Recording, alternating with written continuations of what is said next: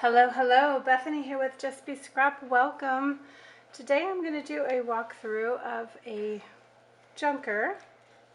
This one I made last year.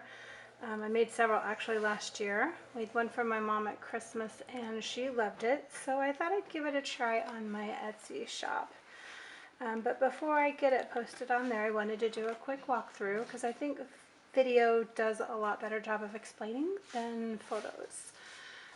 So I'm going to have my youngest daughter help me today. Her name is Justice. Do you want to say hi? Hi. Hi.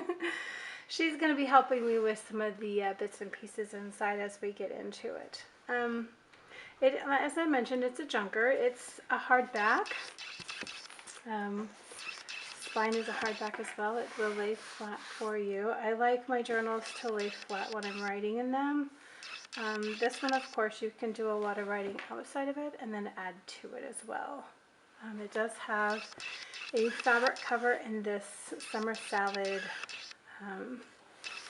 There's garden to table. There's heirloom. It's just a neat fabric. I like the black. And then I paired it with a yellow sheer tie. So this just unties. Lots of ribbon here for as your book expands, so that you have, plenty of ribbon to tie it back up with. It's got 4 signatures. Let me set it up here for you.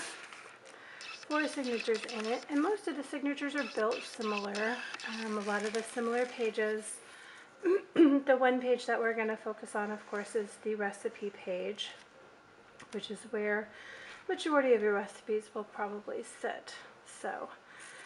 Starting with the front cover, though, we did add in an envelope, or a little pocket, I should say, with a couple of tags. We also added in a piece here that gives you every day of the week.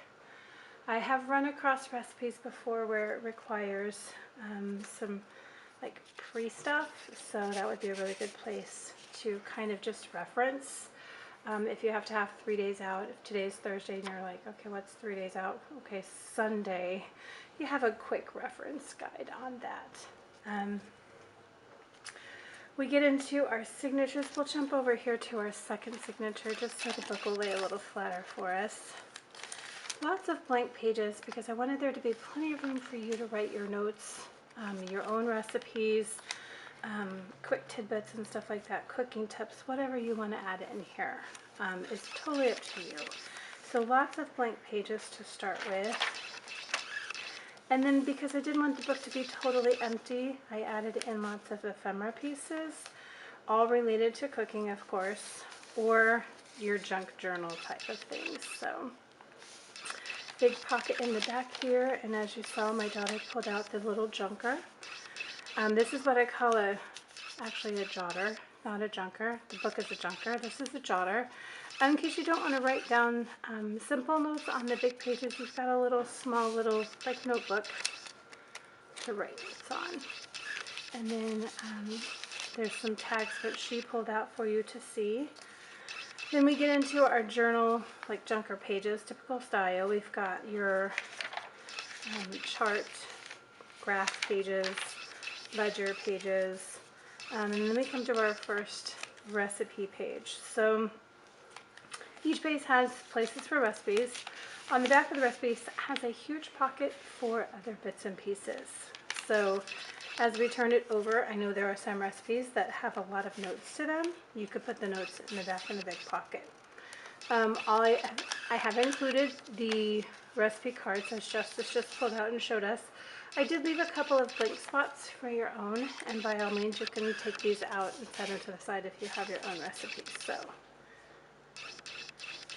then we get in with more of our ephemera pieces. These just tuck in. This one pulls up as a tuck. He is stationary, so he keeps all those little pieces there. Just another quick little, I drink a lot of tea, so I put the tea tags at the top, kind of as a marker. So if you have something super important that you want to remember, you could put it on one of these tabbed tops pages.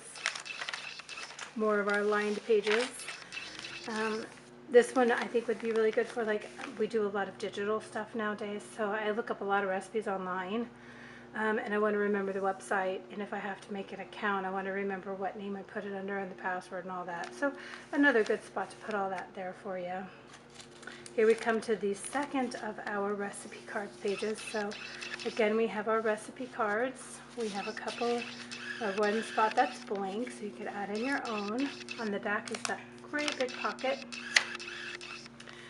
And then just some more blank pages to add in whatever you'd like. Here's another one of our ephemera pages. Little pull-out tucks right there. Excuse me. And then the big pocket in the back behind those.